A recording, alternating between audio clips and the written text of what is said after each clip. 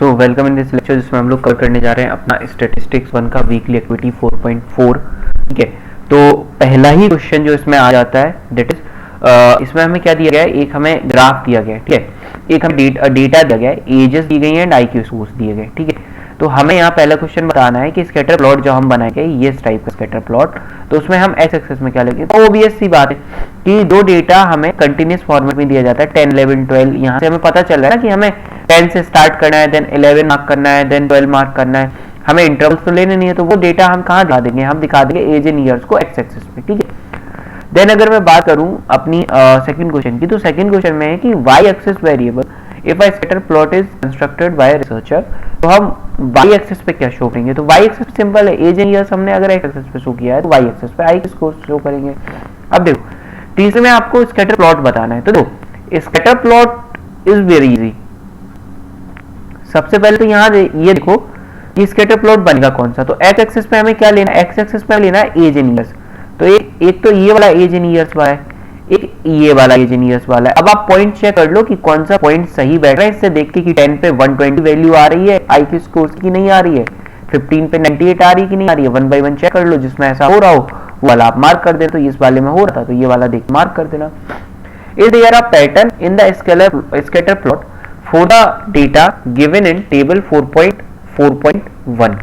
तो देखो is there a pattern, तो पैटर्न तो कोई नहीं है, बिकॉज कोई पैटर्न हम शो हो ही नहीं रहा है। अगर हम उसको बहुत ध्यान से देखेंगे तो इसमें हमें कोई पैटर्न नहीं दिखा है, और पैटर्न ना देखने का रीजन क्या है, why we are not able to see the pattern, because random data दिया गया है, कोई इंटरवल आपको नहीं दिया गया, कुछ आपको नहीं दिया गया, तो आपको क्या दिया गया है, रैंडम डेटा दिया गया। और जब रैंडम डेटा दिया गया तो फिर रैंडम उसमें कोई पैटर्न बनने नहीं वाला है। सो नेक्स्ट वीकली एक्टिविटी देखते हैं 4.5 की। अब देखो इसमें आपको इन मैकेनिकल वर्कशॉप पहले देख लेते हैं, टोटल क्वेश्चन कितने हैं, total of 4 question. Okay, in a mechanical workshop there are number of units of product produce per hour versus the average quality rating of the product is given in figure.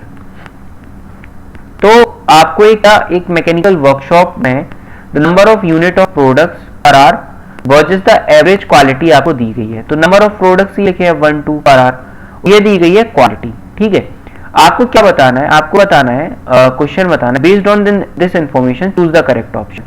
The curve is trending upward, तो क्या curve upward है, no, curve is not trending upward, curve ऐसे नहीं जा रहा है, curve ऐसे आ रहा है, तो डाउनवर्ड, तो the curve is trending downward. Okay, the scatter plot has outliers, no, no any outliers, कोई आउटलायर्स नहीं, the scatter plot does not have any outliers, तो ये वाला option.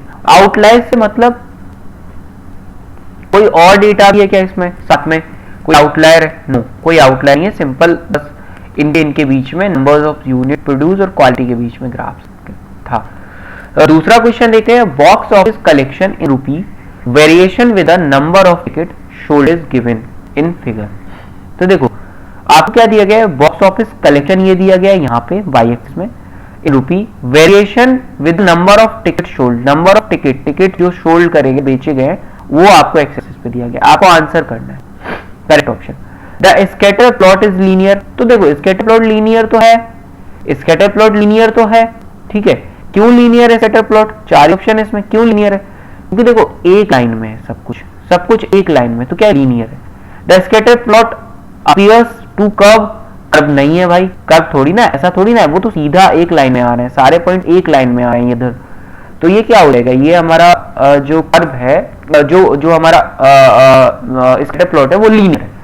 The scatter plot has outliers, नहीं, कोई outliers इसके अंदर नहीं है, तो has does not have outliers, और the scatter plot is linear, दो ऑप्शन सही है। तीसरा देख लीजिए, अब देखो इसमें आप सीधा ही बता सकते हो कि ये कर्व्ड है, तो इसमें तो सबसे पहले लगा ही दो कि ये अपवर्ड भी है, ट्रेंडिंग अपवर्ड है ना, देखो ऊपर जा रहा है, इस हिसाब से जा रहा है, ऐसे चल रहा है, ऐसे जाता है तो डाउनवर्ड होता है, ऐसे जाता है तो अपवर्ड होता है, तो ये क्या है, अपवर्ड है, तो ट्रेंडिंग अपवर्ड सही होगा। The curve is trending downward, नहीं, the scatter plot is linear, no, गलत है।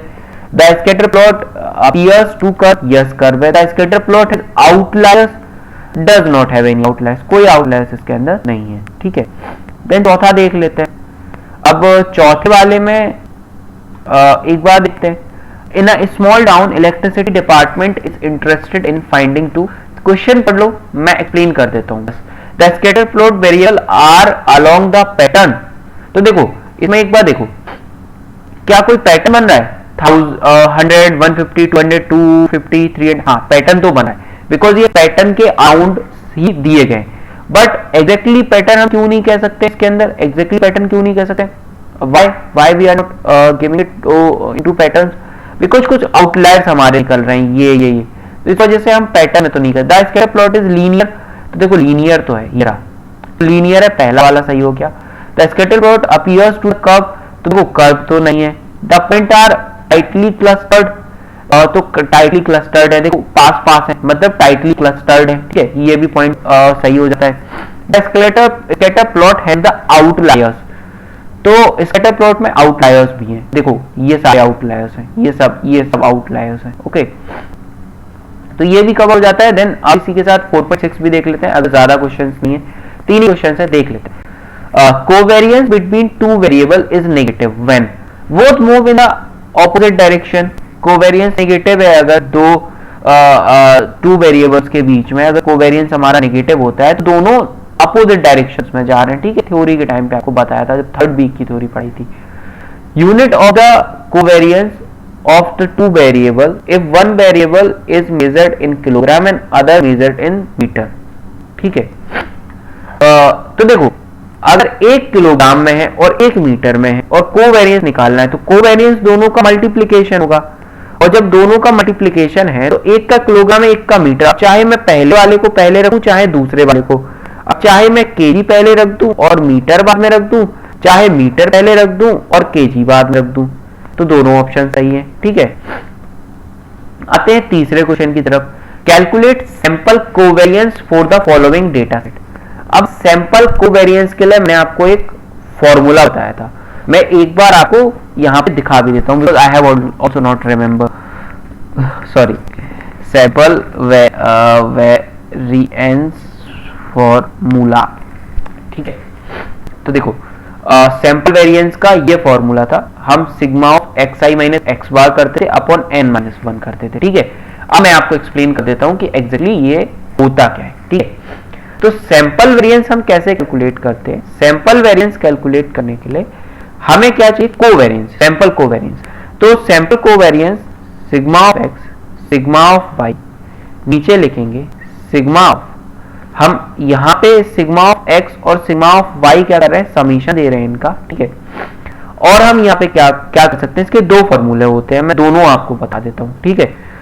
एक तो ये ऐसे करते हैं, ठीक है, और दूसरा जो हमारे पास फॉर्मूला है वो फॉर्मूला आप देख लीजिए एक बार, that is very important formula जो कि मैं आपको यहां से बता देता हूं। Sample covariance,